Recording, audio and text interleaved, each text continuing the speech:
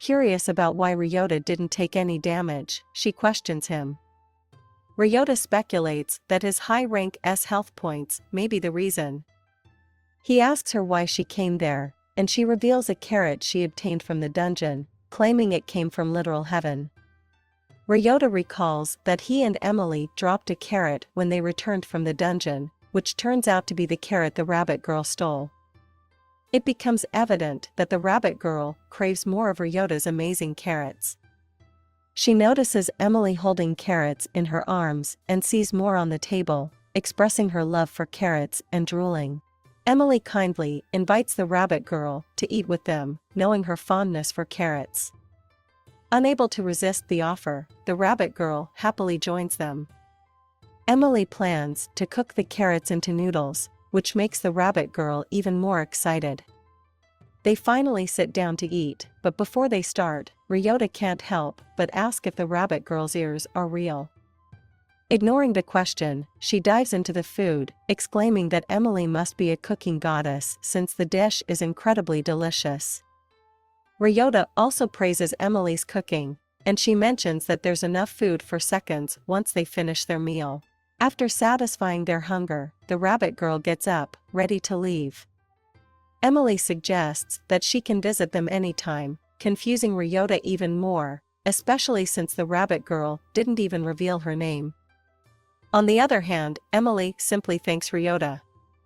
Before moving there, she had always been alone, but now she can enjoy happy moments with others. Ryota reflects on his previous life, realizing he was in a similar situation. He used to eat alone at home due to the lack of family. Emily proposes that from now on, they should have all their meals together, and Ryota agrees. Ryota decides to return to the dungeon to upgrade his health points to S rank. He ventures into the second level to become stronger in this world. Instead of skeletons, this level is filled with zombies. He tries to defeat a zombie by stabbing it with his bamboo spear, but it breaks. However, he's surprised that the zombie's punches don't hurt him due to his high health point rank. He engages in a boxing match with the zombie and kicks it against the wall, defeating it easily and obtaining another seed as a drop. After catching his breath, Ryota examines the seed, curious about which stat it will upgrade. As usual, the seed disappears, but it increases Ryota's strength. He's content with the upgrade until he hears a noise. It's the rabbit girl, Eve, who has been stalking him again. She asks about the dropped seed, which surprises Ryota because everyone believes this dungeon doesn't drop anything.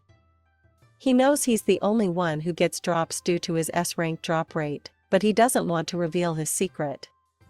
Eve stares at him intently, but she suddenly changes the topic and asks if he has any carrots. Ryota realizes that she only cares about carrots. Eve becomes scared when she learns that there are no carrots in this dungeon.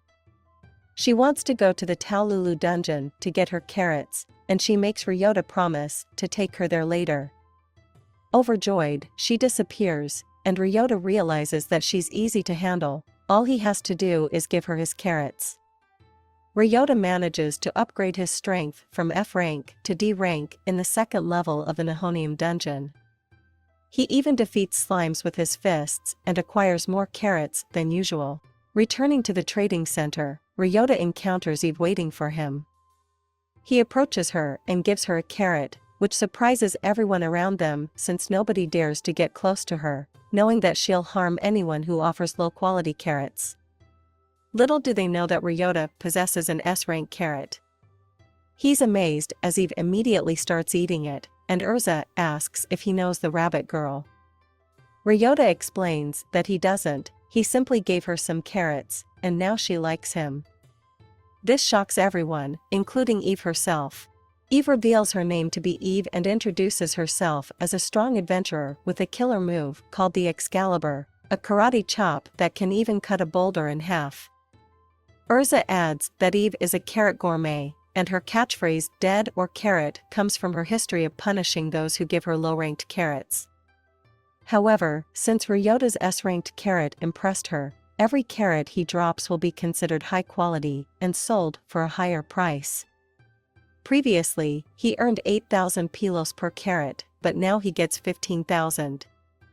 With an average of 30 carats dropped per day, Ryota realizes he can earn approximately 4,450,000 pilos per month. Ryota attempts to thank Eve for approving his carat, but she's already on her knees, begging for more carats instead. Ryota promises to get her more carats the next day, and Eve leaves, seemingly satisfied. The following day, Ryota and Emily collect a bag full of carats from the dungeon. Ryota informs Emily that he'll take a quick look around the dungeon while she waits. Inside, he witnesses two adventurers fighting a slime. It's evident that they are exhausted and barely able to stand, but their leader urges them to continue without rest, claiming it will make them stronger. The adventurers' leader appears to be brainwashing them, telling stories of his youth and how he spent weeks inside the dungeon without resting to become strong. It reminds Ryota of his previous life, where his boss would give them impossible tasks, claiming it was for their own good, but they were actually being exploited. Emily notices Ryota's concern and tells him to take a break and have lunch. As they enjoy their meal, they suddenly hear footsteps. It's Eve, running towards them, eager to devour Emily's lunch. They all share the food and relax for a while until the exploitative leader shows up, calling Ryota's group a bunch of slackers. He warns the newbies not to become like them, further deepening their brainwashing. Claiming that lazy adventurers like Ryota will only get low-quality drops, he tries to provoke them. Eve responds by slicing a carrot in half and throwing it into the newbies' mouths. Amazed by the taste, they disregard the leader's words. The leader attempts to confront Eve, but she effortlessly grabs his hand, overpowering him. He retreats with his pets, leaving Eve to rejoin Ryota and Emily, continuing to enjoy her carrot. Ryota expresses his gratitude to Eve for her help, but she karate chops him again, demanding carrots every day. Ryota and Emily return to the commercial center to sell their carrots. Ryota mentions that they had many more carrots, but they couldn't carry them all. Urza suggests using a magic cart, which can hold more items, thus improving efficiency. Ryota decides to buy one and asks about the whereabouts of the little girl's parents. The girl calls her father, who greets them warmly. Ryota expresses his desire to purchase a magic cart, and the father recommends an expensive one, costing 10 million pilos. Ryota and Emily are taken aback by the price but learn that cheaper carts are also available for 2 or 3 million pilos, albeit with fewer features.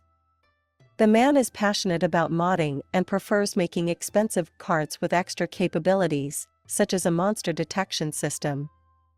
Realizing he can't afford a cart at the moment, Ryota decides to save money and leaves with Emily.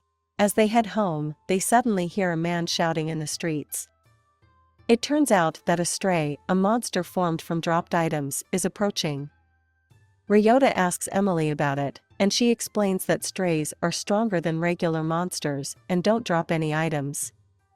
The adventurers in the city are evacuating because they don't want to deal with strays. Even the magic cart seller and his daughter are running away. However, Ryota notices that Urza trips while trying to escape, and the stray approaches her. In a quick move, Ryota uses his strength to block the monster's attack. Emily's group joins in, and they manage to restrain the stray, allowing Ryota to headbutt and defeat it. The locals thank Ryota for protecting their city and saving their lives.